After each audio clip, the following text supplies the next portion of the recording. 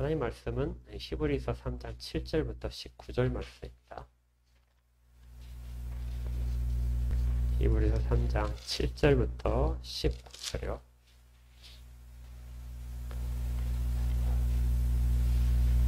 자, 오늘 본문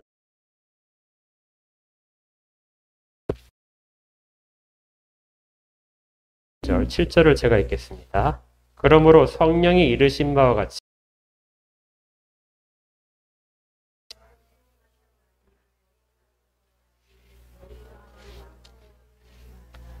거기서 너희 열조가 나를 시험하여 증언하고 40년 동안 나의 행사를 보았느니라.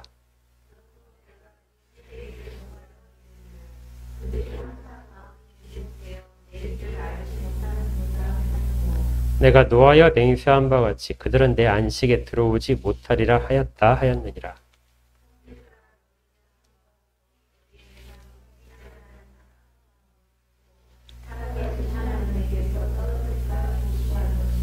오직 오늘이라 일컫는 동안에 매일 피차 권면하여 너희 중에 누구든지 죄의 유혹으로 완고하게 되지 않도록 하라.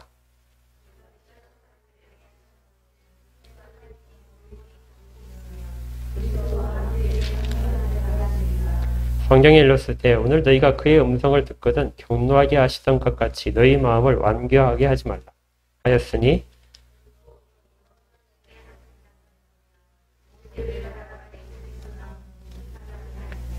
또 하나님이 40년 동안 누구에게 도하셨느냐? 그들의 시체가 광야에 엎드러진 범죄한 자들에게가 아니냐?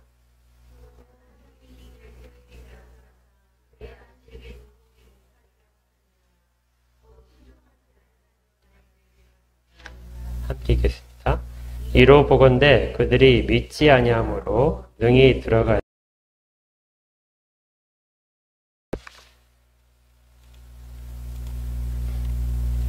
오늘도 주의 은혜가 모든 분들께 함께 하시기를 바랍니다.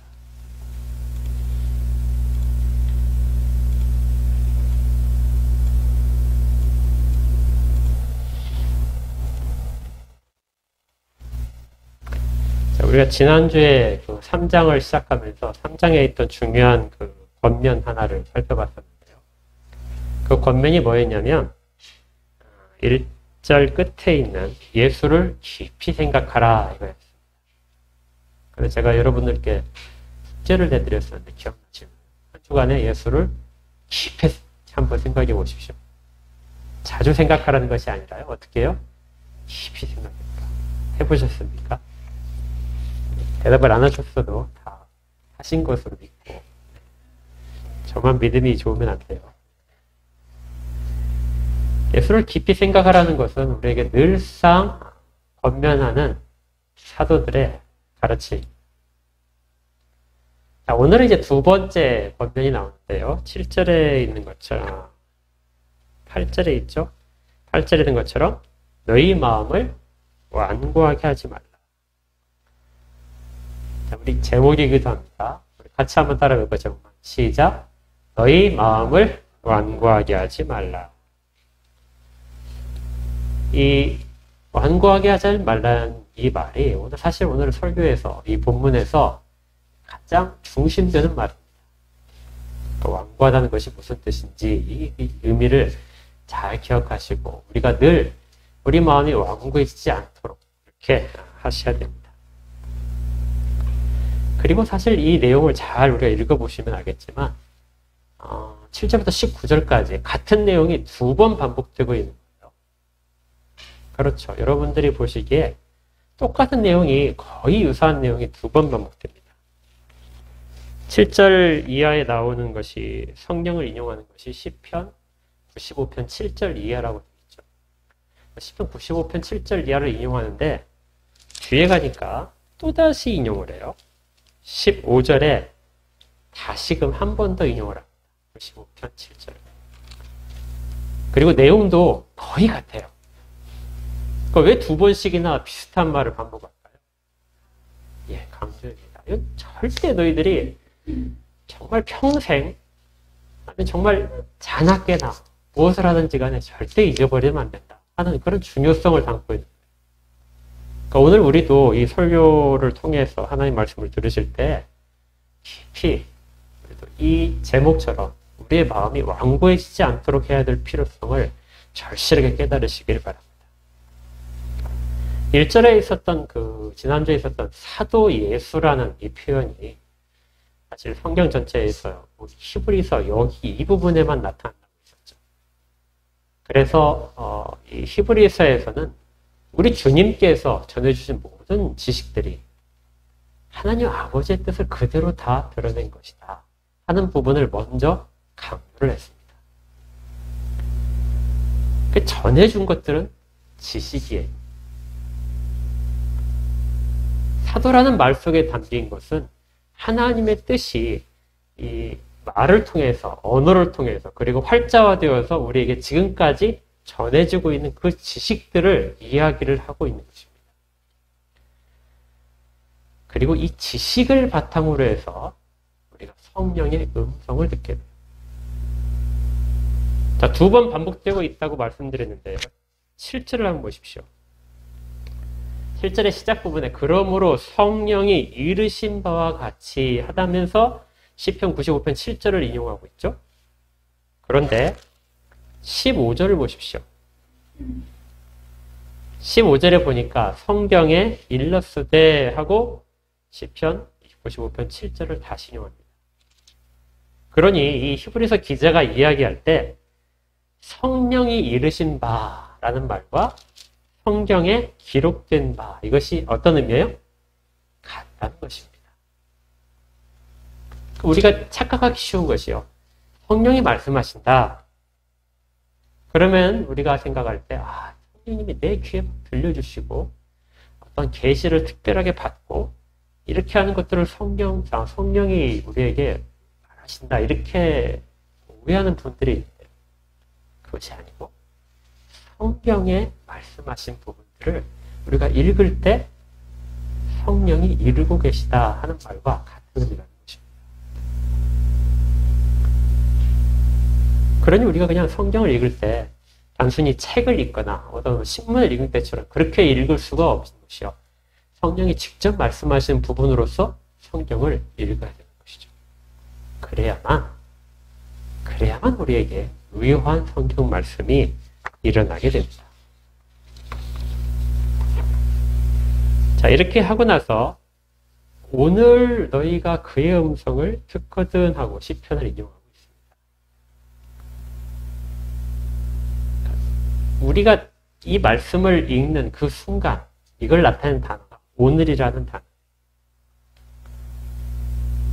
이 오늘이라는 단어는 우리가 그냥 보통 today, 그러니까 오늘 이렇게 그냥 날짜상으로의 오늘을 가리키는 것이라고 생각할 수도 있고요.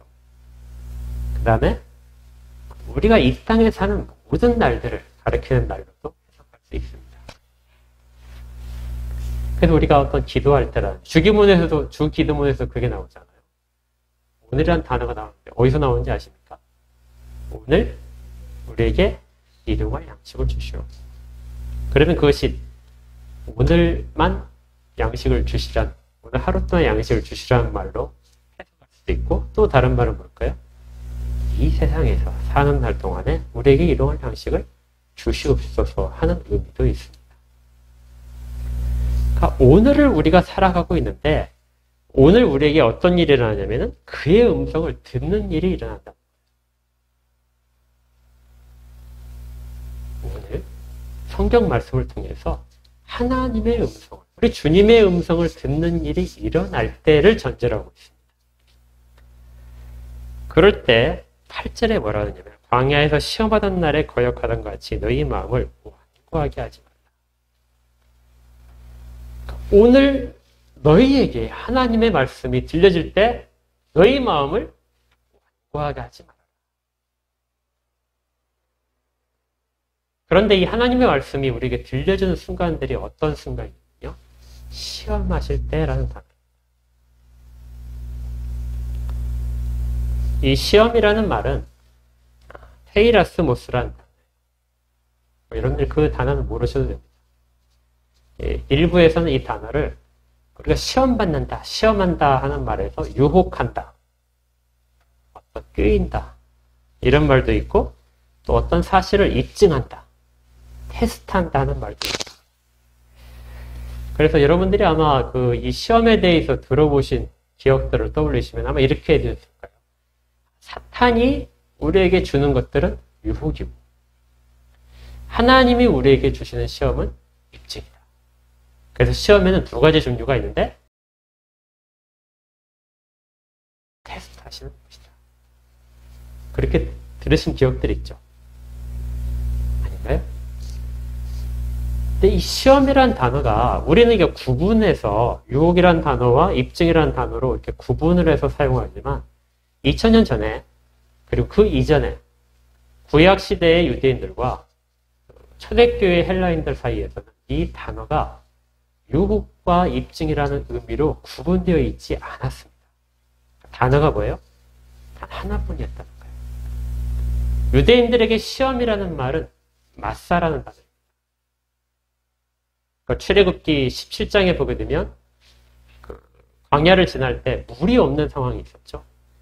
하나님께서 반석을 쳐서 물이 나오게 하셨던 그 장소 이름이 바로 마사. 하나님을 시험했다. 그리고 신약에 들어오게 되면 페이라스모스라는 이 단어가 유혹의 뜻도 있고 입증한다는 뜻도 가진 동시에 가지고 있는 단어입니다.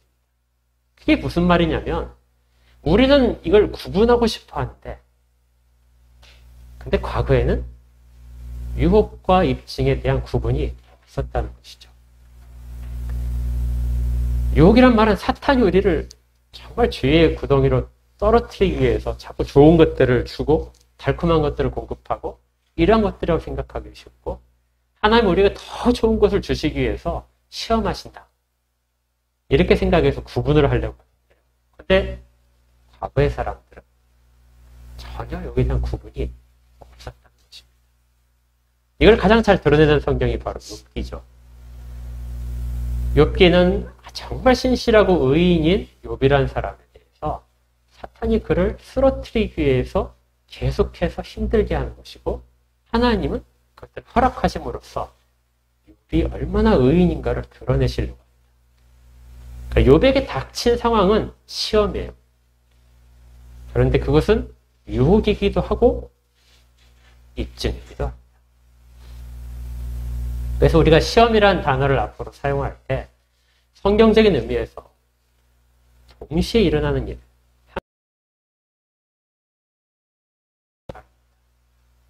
그것이 유혹이 되려면 우리가 유혹에 넘어가는 것이 유혹이 되는 것입니다. 우리가 하나님의 뜻대로 선택을 하게 되면 그것은 하나님의 입증이 됩니다. 두 가지가 항상 같이 우리에게 오고 있다. 그것을 꼭 기억하시기 바랍니다. 그런데 이 시험이 오는 것이 언제 오냐면요. 아까 우리 읽었지만 오늘입니다. 이 시험이란 단어가 우리는 늘상 우리에게 온다고 생각하고 있는데요. 맞습니다. 그렇지만 시험의 대상이 믿지 않는 사람에게도 시험이 오느냐? 그럴까요? 믿지 않는 사람들에게는 시험이라는 것이 의미가 없습니다. 사탄이 그들을 유혹할 필요가 있을까요? 그들은 자기 선악 위에 있는 사람입니다. 사탄이 하나님 앞에서 참수할 이유가 있을까요? 전혀 없습니다. 믿지 않는 사람, 하나님의 그 크심과 하나님 앞에서 부복하지 않는 자, 하늘의 부르심을 받지 않은 자들에게 사탄은 시험할 이유가 전혀 없습니다. 하나님도 입증하실 필요가 없어요. 근데 믿지 않는 사람들에게는 시험받는다 하는 의미는 정말 의미가 없는 단어입니다. 사용할 수가 없는 단어.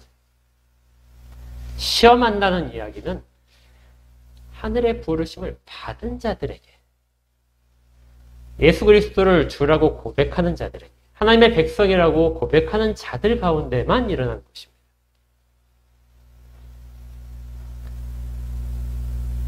그리고 그 시험은 오늘 일어난다는 거예요. 네, 그 선택의 순간에 하나님의 말씀이 우리 가운데 주어진 상황입니다. 그때 우리가 어떤 선택을 하느냐, 그것이 바로 시험의 상황. 이때야 시험이라는 말이 정확한 의미를 가지게 됩니다. 그러니 우리가 어떤 선택을 해야 되는데 하나님의 말씀이 전혀 생각지 나지 않습니다. 그냥 내 마음대로 하겠다. 하나님은 전혀 기억하지 않고 어떤 선택을 할 때 이것은 우리에게 시험이 아니에요. 갈등 상황이 아니라 그냥 휩쓸려 가는 상황입니다. 그냥 죄에 빠진 상황입니다. 그런데 어떤 선택을 해야 될 때 이게 당연하게 이걸 선택하는 상황이 드는데 그때 하나님의 말씀이나 하나님의 하신 뜻들이 떠오르는 거예요. 이 상황에서 우리가 갈등을 하는 것이 바로 시험이라는 것입니다. 그래서 오늘 시편 95편을 인용한 7절을 인용한 그 내용에 이렇게 되는 거야. 오늘 너희가 그의 음성을 듣거든. 하나님의 말씀이 우리 가운데 들려져서 그것들이 생각나거든. 그 선택의 순간에 하나님의 말씀이 생각나지 않는다. 우리가 어떤 죄를 범하는 순간이에요. 하나님이 싫어하신 일을 알고 있어요. 그러면서 그것을 범할 순간이 됐는데 그때 하나님 말씀이 마음 가운데 떠올라지는 겁니다. 내가 이 일을 하게 되면 안 될 텐데. 하나님이 정말 싫어하실 텐데. 이것이 떠오르는 순간이 바로 선택의 순간이 우리가 시험을 당하고 있는 순간입니다. 그래서 시험은 항상 두 가지의 가능성이 나타날 수 있어요. 그것이 뭐냐면 불순종과 순종입니다. 불순종이 우리 가운데 결과로 나타날 때 그것은 사단의 유혹에 넘어간 것이라고 하고요. 순종이 우리의 결과로 나타나게 되면 하나님 우리의 믿음을 입증하셨다고 이야기가 되는 것입니다. 동일한 사건이 우리의 선택에 따라 달라지는 것입니다. 그러니 유혹이라는 말을 쓰니까 사탄이 우리에게 정말 달콤한 것들을 주는 것이 유혹이라고 생각하시는데요. 그렇지 않습니다. 고난을 통해서도 찾아와요. 욥이 달콤한 것들을 사탄이 주면서 그의 신앙을 쓰러뜨리려고 했을까요? 욥은 환난을 주면서 쓰러뜨리려고 했습니다. 그것도 유혹이에요.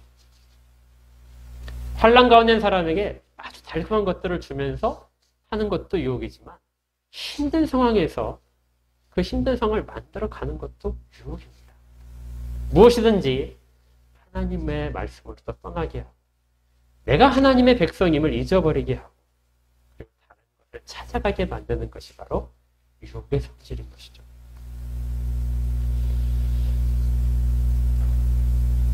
그런데 시험에는 다른 양상도 있다고 했죠. 다른 양상은 순종입니다. 시험은 불순종뿐만이 아니라 순종으로도 우리를 이끌어갈 수 있습니다. 그리고 이 순종의 결과 우리에게 일어난 일들은 하나님께 더 가까이 가는 일입니다. 이 입증이라는 것은 바로 이거예요. 어떤 사람이 그 옷을 샀다고 봅시다. 이 옷을 사는데 옷이 그 굉장히 질긴 옷이에요. 옛날에 우리 나일론 옷이나 청바지 옷처럼 굉장히 질기다. 그런 질긴 것을 어떻게 사람들에게 보여줄 수 있을까요? 찢어보면 되죠. 지금도 기억나는데 옛날에 그 청바지 선전할 때 양쪽에서 막 사람들이 잡아당기는 선전이 있었어요. 잡아당기는데 안 찢어지잖아요. 이게 입증입니다. 하나님이 하나님의 백성이라고 하는데 그런데 정말 그가 하나님이 선택하신 그 거룩한 백성이 맞습니까? 하나님이 그들을 백성으로 삼으시고 하나님의 법을 주셨는데 그러면 그들이 그 법을 지킬 만한 능력 있는 그런 사람임이 맞습니까? 마치 사탄이 하나님 앞에서 참소를 하면서 한번 입증해 보십시오 하고 던지는 것. 이것이 바로 이 입증의 단어입니다. 시험이죠. 이 욥기에서는 욥은 그 시험을 다 통과하고 하나님께로 더 가까이 나아가게 됩니다. 그런데 성경을 아무리 찾아봐도 정말 그 시험 앞에서 참다운 승리를 거둔 구약의 인물은 사실은 욥밖에 없는 거예요. 다른 모든 사람들은 사실은 이 시험 앞에서 다 불순종의 길을 선택한 결과들이 잔뜩 기록되어 있을 뿐이에요. 가장 대표적인 것이 이스라엘 백성이 출애굽을 한 다음의 모습인 것이죠. 그래서 이 히브리서 기자가 불순종에 대한 이야기, 시험 앞에서 불순종한 이야기를 말하면서 시편 95편을 인용하고 그 가운데 담겨져 있는 이스라엘 백성들이 걸어간 길들을 우리에게 들려주는 것이죠.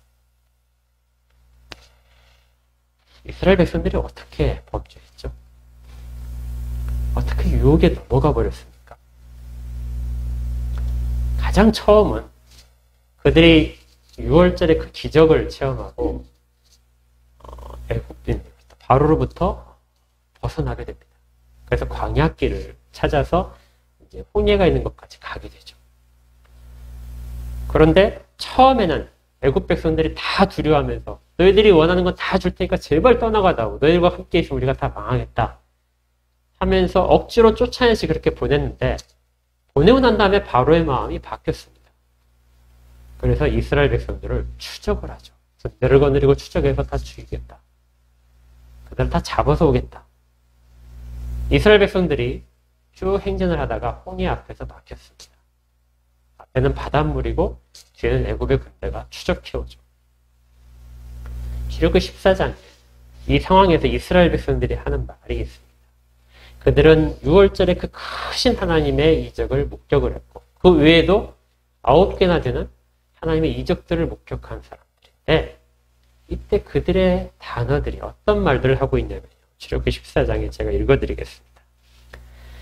바로가 가까이 올 때 이스라엘 자손이 눈을 들어본 적 애굽 사람들이 자기들 뒤에 이른지라 이스라엘 자손이 심히 두려워하여 여호와께 부르짖고 그들이 또 모세에게 이르되 애굽에 매장지가 없어서 당신이 우리를 이끌어내어 이 광야에서 죽게 하느냐 어찌하여 당신이 우리를 애굽에서 이끌어내어 우리에게 이같이 하느냐 우리가 애굽에서 당신에게 이른 말이 이것이 아니냐 이르기를 우리를 내버려 두라 우리가 애굽 사람을 섬길 것이라 하지 아니하느냐 애굽 사람을 섬기는 것이 광야에서 죽는 것보다 낫겠다.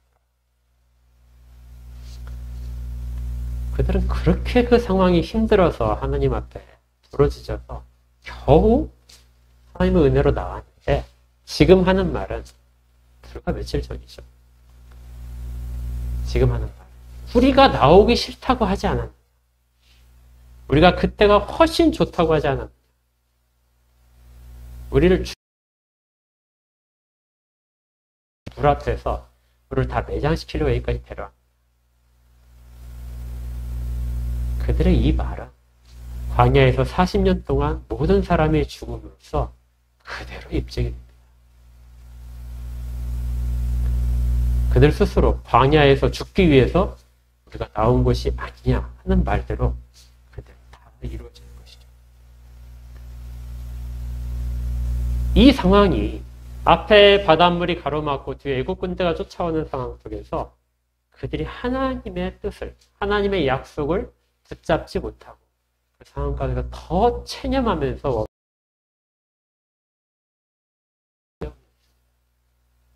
그들은 믿음 없는 자들의 모습, 불순종의 모습을 선택을 했고 그 결과대로 그들은 다 죽었습니다.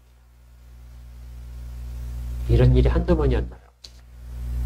그들이 홍해를 건너간 다음에도 그러니까 며칠 못 가서 목이 말랐을 때 그때도 다시 기껏 물을 발견했는데 물이 쓴물이라 마실 수 없었을 때 그때 원망을 했고 먹을 것이 떨어지자 하나님을 원망했습니다. 그걸 굶겨 죽이려고 또 다음에 계속해서 진행해서 광야길을 갈 때 물이 전혀 없는 상황이 다시 돌아오자 그들은 물을 공급하신 하나님을 잊어버리고 또다시 원망을 합니다. 그 지명이 바로 낫살. 하나님의 시험입니다.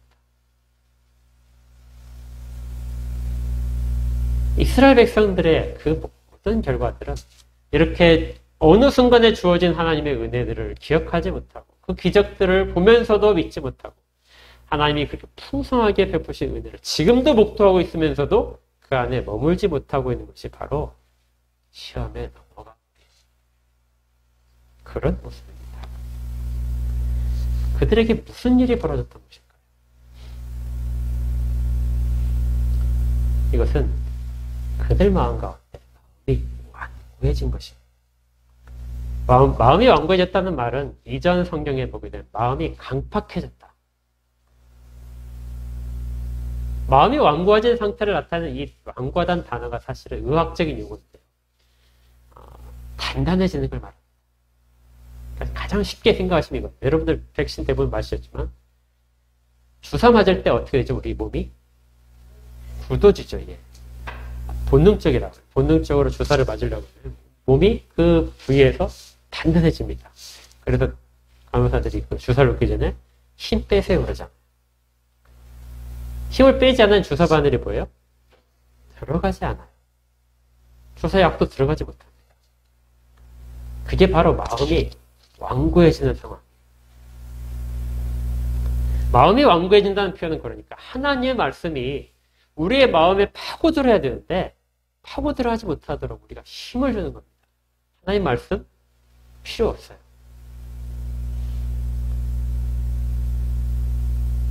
그러면 말씀이 우리 가운데 들어오지 못하게 돼요. 우리는 거기에 대해서 그 효과를 누리지 못하게 되는 것입니다. 이스라엘 백성이 그 모든 시험의 상황에서 주어진 환경들을 보자. 이전까지 바로 좋은 것까지 하나님을 찬양했던 그 감격과 감사들 넘치는 모습들이 순식간에 바뀌어서 하나님의 말씀을 거역하는 방향으로 움직여가는 것.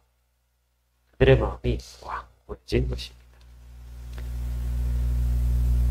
그리고 그들은 40년 동안 이 작업들을 반복했었습니다. 그러니 시험 앞에 있는 두 가지 자세, 욥의 자세와 그리고 이스라엘 백성의 출애굽한 모습. 우리의 모습은 어디에 가까운가요? 욥을 닮아야 되겠는데 우리의 현실의 모습은 출애굽한 이스라엘 백성과 동일하지 않습니까?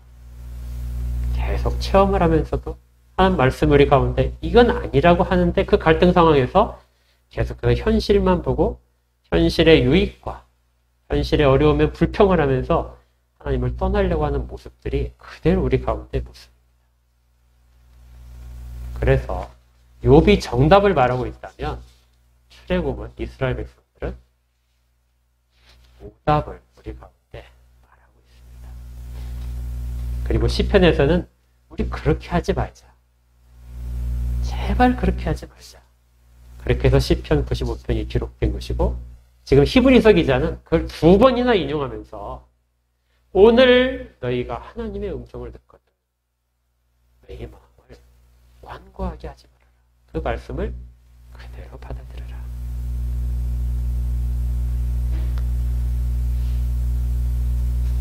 이렇게 완고하게 우리 마음이 하나님 말씀을 거절하게 되면 우리 마음 가운데 일어나는 것이 미혹됩니다. 10절을 한번 보십시오. 그러므로 내가 이 세대에게 노하여 이르를 그들이 항상 마음이 미혹된다는 이 단어는 길을 잃어버린다는 뜻입니다. 그러니까 마음이 뭐예요? 지금까지 하나님이 주신 법대로 살아야 되는 걸 알고 있는데 그 길을 벗어나는 것을 말합니다. 그 길을 벗어날 때 마음이 그 길을 거절하고 벗어나게 되면 그 다음이라는 것이 하나님의 길을 알지 못하게 됩니다. 그러니까 이 상황을 정리하면 이런 거예요. 우리가 시험을 당한다 할 때 그 전에 이미 하나님의 법이 우리 가운데 다 주어져 있는 상황입니다. 너는 나의 백성이다 하고 선언하시고 우리를 이 가운데로 은혜 가운데로 이끌어 가신 상황입니다. 그런데 그 상황 가운데에서 그대로 살다 보니까 힘든 상황들이 발견하죠. 이렇게 사는 것보다는 조금 더 나의 욕심을 충족시켜줄 만한 그런 일들이 보이기 시작하는 겁니다. 그 갈등 상황, 하나님의 말씀대로 그대로 살아야 될까?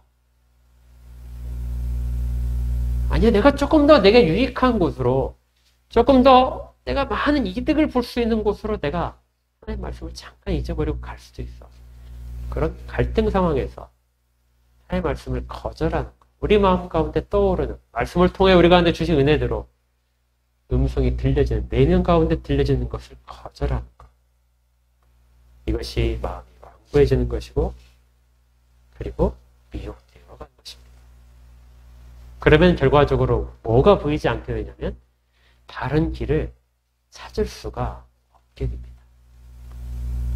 우리는 마치 안개 가운데 갇혀 있는 것처럼 한 발자국도 다른 길을 찾아갈 수 없는 것이죠. 그것이 사람들의 길의 모습입니다. 그렇다면 그 마지막 결과는 무엇일까요? 11절에 있습니다. 내가 노하여 맹세한 바와 같이 그들은 내 안식에 들어오지 못하리라. 하나님이 그들에게 약속하신 안식을 결국에는 맛볼 수 없게 됩니다. 이 안식이라는 것이 다시 뒷부분에 다시 반복된다고 그랬죠. 안식이 무엇으로 표현되는지 보십시오. 19절을 보십시오.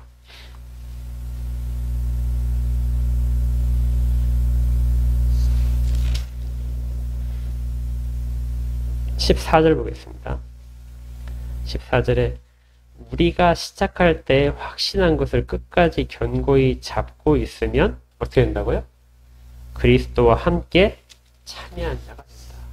그러니까 그 안식이라고 하는 것에 대한 다른 표현이 뭐예요? 그리스도와 함께 참여하는 것입니다. 그리스도와 같이 붙어 있는 것. 이것이 바로 안식의 참다운 현실의 모습이라는 거예요. 그러니 우리가 이러한 일들이 바르게 주어지는 걸 알면서 어떻게 벗어날 수가 있겠습니까? 이 히브리서 기자가 성도들에게 편지하면서 어떻게 우리가 그 길을 벗어날 수 있겠느냐? 떨어지면 안 되는 길이지 않느냐? 12절부터 이렇게 당부합니다. 형제들아 너희는 삼가 혹 너희 중에 누가 믿지 않은 악한 마음을 품고 살아계신 하나님에게서 떨어질까 조심하라. 그리고 13절에 오직 오늘이라 일컫는 동안에 매일 피차 권면하라. 오늘은 우리가 이 모든 살아가는 현실의 시간입니다. 매일매일 어떻게 하라고요? 피차 권면하라. 나도 개인적으로 바르게 서야 되지만 그리고 마음이 엉겨지지 않도록 늘 내 마음속에 주장을 그렇게 가져가야 되지만 서로 피차간에 서로 권면하라. 그러면 우리는 그리스도와 참여하는 자가 되는 것이다. 그래서 우리가 주기도문에서 우리가 이렇게 기도하잖아요. 오늘 우리에게 일용할 양식을 주옵시고. 그럼 우리는 그 오늘이란 단어를 어디에 한정시켜 생각하냐면 오늘 우리에게 일용할 양식을 주시옵소서. 그렇게 한정을 하고 있는데 이 오늘이란 부사는 사실은 제가 개인적인 생각이지만 다른 분들이 다 그런 이야기를 찾아봤더니 하신 적이 없었어. 오늘이란 단어는 바로 그 다음 문장까지도 다 연결되어야 된다고 생각합니다. 마태복음 14장에 기록되어 있는 그 주기도문, 우리 주기도문 다시 한번 볼까요? 성역제 제일 앞부분에 보십시오.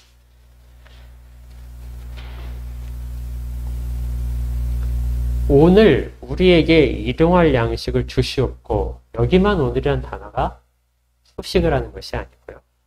우리가 우리에게 죄 지은 자를 사하여 준 것 같이 우리 죄를 사하여 주시옵고. 오늘 우리가 우리에게 죄 지은 자를 사하여 준 것 같이 우리 죄를 사하여 주시옵고. 오늘 우리를 시험에 들게 하지 마시옵고 다만 악에서 구하옵소서. 오직 오늘이라고 하는 날에 우리가 시험에 들지 않도록, 이 시험에 들지 않는다는 말은 우리 가운데 시험이 없도록 해달라는 말이 아닙니다. 시험 가운데로 휩쓸려 들어가서 빠져나오지 못하는 일이 발생하지 않도록 그렇게 도와달라는 의미입니다. 그 시험에 빠져서 악으로 가지 않도록 그 길 가운데 지켜달라는 것이죠. 이걸 언제 한다고요? 오늘입니다. 오늘 우리 개인적으로 다 같이 일을 해야 되고 또 피차 서로 권면하여 그 일이 발생하지 않도록 해야 되는 것입니다.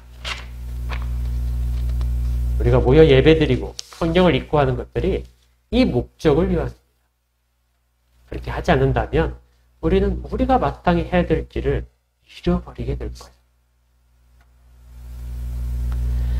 오늘 우리가 그 설교 후에 찬양이 338장입니다. 이 338장에 대한 제가 소개를 잠깐 하고 그 다음에 설교를 마무리할 것입니다. 338장을 한번 찾아보실까요? 이 338장에 여러분들이 잘 아시는 찬양입니다. 제목이 뭐죠? 내 주를 가까이 하게 하마. 자, 근데 이또 물론 영어 가사와 조금 달라요. 영어 가사가 조금 더 우리한테 주는 면이 좀 확실한 것이 같아서 제가 영어 가사를 번역을 해왔습니다. 영어 가사는 이렇게 돼 있어요. 나의 하나님, 당신에게로 더 가까이. 당신께로 더 가까이. 그 길이 내가 달려 올려질 십자가라도 여전히 내 모든 노래는 나의 하나님 당신께로 더 가까이, 나의 하나님 당신께로 더 가까이, 당신께로 더 가까이 가리. 비록 길을 잃고 헤매는 자 같아서 해가 지고 어둠이 나를 덮고 내가 머리를 대고 쉴 것이 돌 하나뿐일지라도 꿈속에서도 나는 여전히 나의 하나님 당신께로 더 가까이, 나의 하나님 당신께로 더 가까이, 당신께로 더 가까이 가리. 길을 내게 보이소서. 하늘에 오르는 계단을. 당신이 내게 보이시는 모든 것들은 공율 안에서 주시는 것입니다. 천사가 손짓하여 나를 부르네. 하나님 당신에게로 더 가까이, 나의 하나님 당신에게로 더 가까이, 당신에게로 더 가까이. 잠에서 깨어 생각하다 당신을 찬양하며 내 얼굴이 밝게 빛납니다. 나의 냉혹한 비통함들로부터 해를 건축할 것입니다. 나의 비통함들로 인하여 나의 하나님 당신에게로 더 가까이, 나의 하나님 당신에게로 더 가까이, 당신에게로 더 가까이. 이 338장은 어떤 상황에서든지 간에 그것이 우리에게 비통함과 눈물 속이든지 아니면 그것이 정말 좋은 상황이든지 어떤 상황이든지 간에 내가 그 속에서 하나님께로, 나의 주님께로 내가 한 발자국이라도 더 가까이 가고 싶다는 소망을 담죠. 우리에게 닥치는 현실들이 다 시험인 것이죠. 시험 속에서 우리가 선택해야 될 때 그 판단 기준은 내가 이 일을 통하여 하나님 앞에 더 가까이, 한 걸음이라도 더 가까이 갈 수 있다. 나는 그 길을 가겠습니다. 그것이 십자가의 길이라 할지라도 한 걸음이라도 내가 하나님께 더 가까이 가겠습니다. 내가 모든 일을, 모든 재산을 다 잃어버릴지라도 그 상황이 하나님 앞으로 나를 한 걸음이라도 더 가까이 만들 수 있다면 그 상황을 받겠습니다.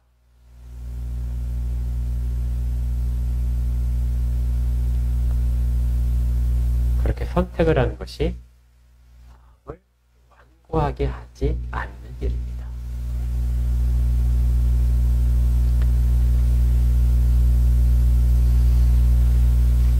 어렵겠지요. 이스라엘 백성들이 그래서 다 실패했습니다. 그렇지만 하나님께서는 그 길에 대한 결말들이 결코 그렇게 돼서는 안 된다. 너희들도 그렇게 살아서는 안 된다. 구약의 백성들에게서는 욕을 보여줬고 신약에서는 우리 주님께서 친히 보이시고 사도들을 통하여 그 일을 다시 말씀하셨습니다. 지금 우리는 오늘 주의 음성을 듣거든 시험 앞에서 너희 마음을 완고하게 하지 말라. 제발 너희 마음을 완고하게 하지 말라. 이런 주의 음성을 우리가 지금도 듣습니다. 부디 그 선택의 순간에 주의 말씀, 우리를 모든 것들을 이끌어 가시는 기준이 될 수 있기를 주의 이름으로 축복합니다. 그리고 서로가 권면하며 이 길을 함께 갈 수 있기를 축복합니다. 함께 기도하겠습니다. 하나님 아버지, 주 앞에 저희들이 다 서고자 합니다. 현실의 어려움과 늘 저 앞에 있는 달콤한 것들이 주는 유혹들 앞에 그대로 넘어지지 않도록 붙들어 주시옵소서.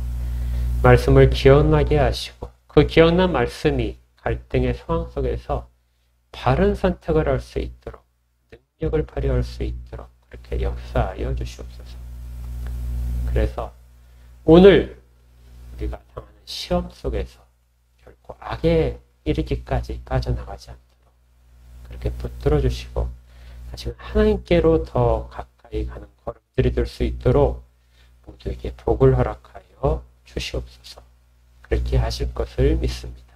굳건한 날로 예수 그리스도와 함께 참여하는 모든 것들을 소망하며 끝까지 견디도록 인도하여 주시옵소서. 예수 그리스도 이름으로 기도합니다.